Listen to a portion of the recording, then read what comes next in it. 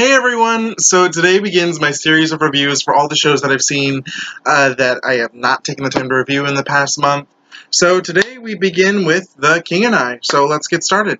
Who loves me even though I'm crazy, and nothing that I say is true? Who won my heart and soul forever? It's nobody else but each time I feel I'm out to pasture. Who always makes me feel brand new? I'm pledging my allegiance, baby, to nobody else but you. So I originally didn't intend to see The King and I. I wanted to, but just with timing it wasn't really adding up at all. But as some people may know, Broadway in Chicago does their $25 tickets on the 25th of the month thing, which is a lie because it comes out to $40, but that's beside the point. And usually it's either back row balcony seats or lodge seats, which is usually what I would get if I did do it. But they were like, because it was the day of like the Pride Parade in Chicago, and they just went crazy and were giving out like a shit ton of tickets. And so I went and just looked, and I was still on vacation, and I looked at my hotel room, and I was online, and there was a front row seat for $40 on a Thursday, and I was like, well, oh God, here we go. So I bought it, and at first I regretted buying it. I was like, I don't need to go, I don't need to see it, I don't even know it really. And, but no, I'm very glad I did. The seat was absolutely incredible. Oh my God, wow, I love sitting front row. If I could sit front row for every show, I would. Because it's just great. So a little background, I didn't really know anything about The King and I knew the history of the show, I knew a lot of stuff that wasn't related to the plot. I knew basicnesses of the plot, but I went in very blind, and I didn't know the score really, I just knew Getting to Know You, and I whistle a happy tune, that was it, that was all I knew.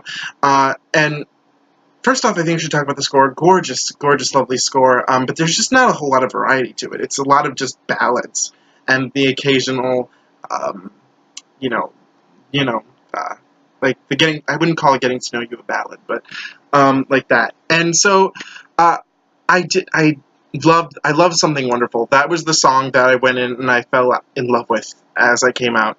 Now the show also, I loved the script. I absolutely loved the dialogue that was shared between the characters. However, I hated the book per se because it was so lacking in detail, especially with the characters of Tim and her little lover who just dies at the end. Spoiler alert if you haven't seen it, but he just dies apparently, and I was like, and you don't really know anything about them. You don't get a sense of their personality. You get Tim doesn't want to be with the king, but that was very apparent right away.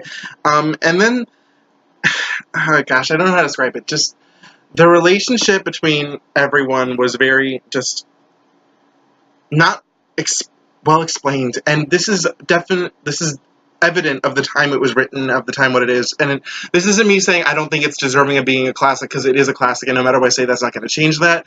But I don't need hard-hitting material, but I like things to be, you know, and have background in it, you know. I can't think of what the term I'm looking for is, but yeah, that was the thing. Loved the script, did not care for the book. And there was a scene, and I remember watching it, because this was less than a week after I had seen the Book of Mormon for the 4th time in LA. So there's that, what is that song called? It's like the one where it's the ballet. It's the Small House of Uncle Thomas ballet. The whole time I was thinking of, wow, this reminds me a lot of Joseph Smith, American Moses, which, from Book of Mormon. And just like Joseph Smith, American Moses, that number went on way too long.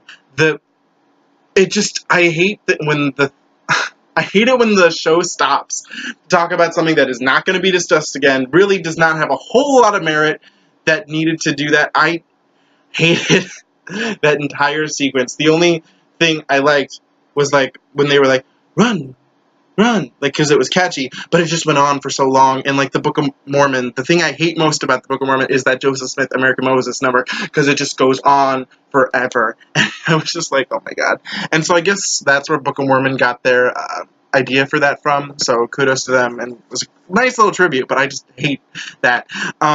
So all in all, I would give the show maybe like a 6 out of 10 as a whole. It's not my favorite, and there are some gorgeous songs, but I would just rather listen to the songs and not really see the show again. Let me talk about this. The costumes, oh my god. Gorgeous. I was living sitting that close and seeing those costumes in such the great detail, because they were incredible. And that was the best thing about being front row, was getting to see the detail. Like during the ballet that I hated, Anna is like right in front of me with her big ass ball gown, and I was just looking at the detail embroidered in it, and oh my gosh, it was great. I loved it. The cast, let me talk about the cast. Laura Michelle Kelly was Anna, the way. Oh god, loved her so much. She is beautiful. I love her so much, and I really am glad I got to see her in something other than Mary Poppins, because I hate Mary Poppins.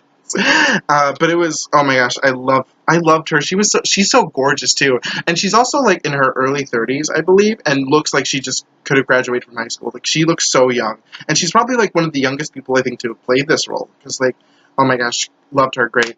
Jose Lana, I want to say, was the king. Great. He was incredible. So funny, so great. He played the role on Broadway. He's so talented. I loved him. I loved his voice. He was great. Oh, Joan Almendilia. Sorry if I'm butchering these last names. Oh my gosh. I love her. I loved her as the video I've seen of her as Spontine from years ago. Loved her so much. She was beautiful. I loved her voice. Oh god. Gorgeous soprano. Mana Nichols was, Tim. Great. She was so good. Another lovely soaring voice. The only person in the cast that I didn't like, and I'll explain why, was, I'm so sorry if he'll ever see this. Graham Montgomery, who played the little boy, Anna's son. He looked the part so great and sang greatly, but I had no idea what he was saying for a lot of the show. And that was just my perspective of it, and I hate doing this when I say I don't like someone, because I'm not saying that they're not talented, because obviously they're on stage. I'm not. That's not the thing. I'm just saying I couldn't understand a lot of what he was saying, and I don't think the character is very central to the plot, but that was just the one person or like thing that I took from it. I loved how he looked for her son. Like, he looked like her son, and what I've seen of the videos from when it was on Broadway, he looked more like the son, like how I would want the son to look than the others. But so yeah. And I also want to talk about the set was scaled down for Broadway. If you don't know, like, the orchestra like came all the way out, and like the show was almost in the round when it was on Broadway, and so they don't have that anymore. And I feel like it really makes the production a little more simpler, more classic looking, because Lincoln Center Theater is known for like really changing things up and like giving these revivals, making them look at first like they're like just, you know, like how they looked back then, but they really do change up some things. But this one, it just reverted back to the original way that things are done, and it was so gorgeous to see a classic live on stage. But it has not worked its way into my favorite Rodgers and Hammerstein shows, which are Oklahoma and State Fair. I know some people may want to shoot me for saying Oklahoma, but I love Oklahoma a lot.